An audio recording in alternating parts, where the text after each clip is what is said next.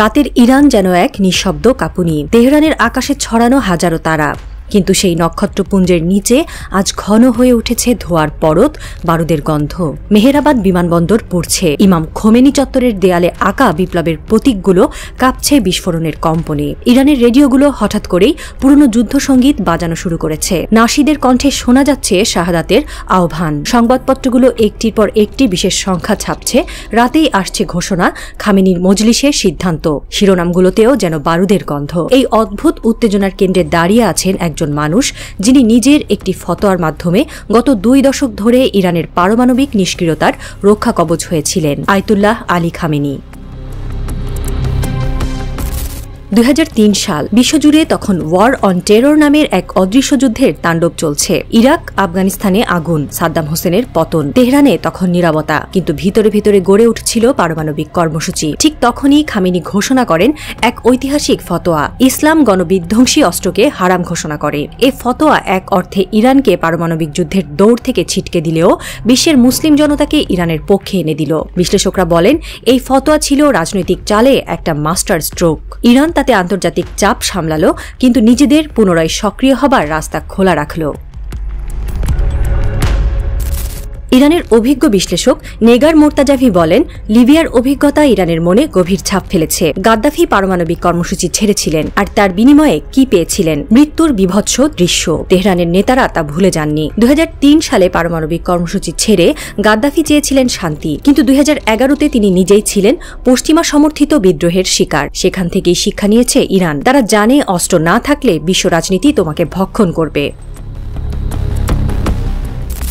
গেল 48 ঘণ্টার Iran Israel সংঘর্ষে ইরানের অভিজাত সামরিক নেতৃত্বের বড় অংশ নিহত হয়েছে। নিহত হয়েছেন খামেনির প্রধান সামরিক উপদেষ্টা, IRGC কমান্ডের শীর্ষ 3 জন, যাদের একজনকে খামেনির ডান হাত বলে অভিহিত করা হতো। এই ঘটনা গোটা ইসলামী বিপ্লবী গার্ড বাহিনী IRGCর মনোবল চূর্ণ করেছে। ইরানের রাষ্ট্রীয় সংবাদ মাধ্যম প্রকাশ করছে এমন সব চিত্র, যেখানে বিধ্বস্ত সামরিক ঘাঁটি, দগ্ধ ইউনিফর্ম এবং দুঃখ ভারাক্রান্ত মুখ। তবে একই সাথে চলছে ক্ষীণ কিন্তু দৃপ্ত বার্তা, এবার পাল্টা আঘাত হবে পরমাণু দিয়ে। বিশ্লেষকরা বলছেন, এটা শুধুই আক্রমণ নয়, এটা একরকম ডিক্যাপিটেশন স্ট্র্যাটেজি। ইসরায়েল ও যুক্তরাষ্ট্র ইচ্ছাকৃতভাবে ইরানের কমান্ড অ্যান্ড কন্ট্রোল সিস্টেমকে ধ্বংস করছে। এই অবস্থায় প্রশ্ন উঠেছে, ইসলামী বিপ্লবের সরকার যদি টিকেই না থাকে, তাহলে ফতোয়ার মানে কি?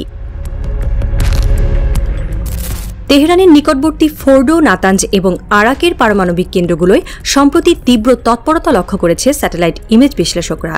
IAEA বলছে, ইরান 83.7% সমৃদ্ধ ইউরেনিয়াম ইতোমধ্যেই উৎপাদন করেছে। আর ইরানি সংবাদ মাধ্যম তাসনিম এবং ফার্স একযোগে দাবি করেছে, আজ রাতেই হতে পারে একটি গোপন পরীক্ষা। এদিকে আরব উপসাগরীয় অঞ্চলে একটি মাঝারি মাত্রার ভূমিকম্প অনুভূত হয়েছে, যা অনেকে বলছে ভূমিকম্প না, বরং আন্ডারগ্রাউন্ড ডেটোনেশন ছিল। আমেরিকান গোয়েন্দা সংস্থাগুলো পরিস্থিতি পর্যবেক্ষণে ব্যস্ত, কিন্তু এখনও কোনো নিশ্চিত তথ্য দিচ্ছে না।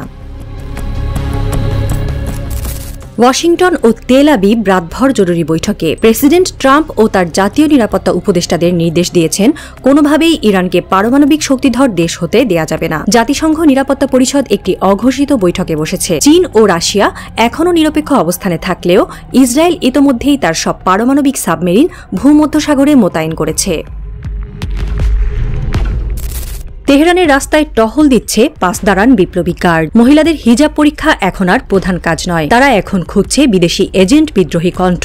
রাতভর মসজিদে মসজিদে, মাজারে মাজারে চলছে দোয়া মাহফিল। একদিকে প্রার্থনা, অন্যদিকে রিক্রুটমেন্ট। বিশ্ববিদ্যালয়গুলোতে বিশেষ ব্রিফিংয়ে ছাত্রদের বলা হচ্ছে, সাইবার যুদ্ধ শুরু হয়ে গেছে, প্রস্তুত থাকো। ইরানের সর্বোচ্চ নিরাপত্তা পরিষদ একটি মাত্র ইস্যুতে আলোচনা করেছে আজ। ফতোয়া কি বাতিল হবে? সূত্র বলছে, খামেনি নিজেই বলেছেন, যদি ইসলামী রাষ্ট্র নাই থাকে, তবে ফতোয়ার অস্তিত্বই বা কি? এই বক্তব্যের পর তার ঘনিষ্ঠ বৃন্দে গুঞ্জন চলছে।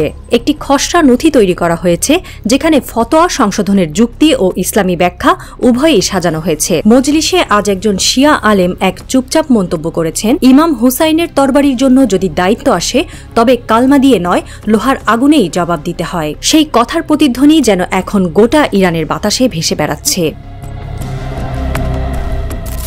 এই মুহূর্তে বিশ্বের প্রতিটি গোয়েন্দা সংস্থা, প্রতিটি বড় সংবাদ মাধ্যম এবং প্রতিটি রাষ্ট্রপ্রধান তাকিয়ে আছে তেহরানের দিকে। একটা ঘোষণাই বদলে দিতে পারে মধ্যপ্রাচ্যের রাজনৈতিক মানচিত্র। ইরান যদি পারমাণবিক পরীক্ষা চালায় তবে শুরু হবে এক নতুন যুদ্ধের যুগ, আর যদি না করে তবে সেই যুদ্ধ কি ইরানের মাটিতে শুরু হবে? রাত বাড়ছে, পারস্যের আকাশে চাঁদের পাশে জমাট অন্ধকার। কোনো এক অজানা স্থানে বসে আছেন খামেনি, সামনে খোলা একটি সাদা কাগজ, কলমে কালো কালি। তিনি কি লিখবেন হারাম শব্দটি আবার, নাকি এইবার কলম থেকে বের হবে একটি নতুন অধ্যায়?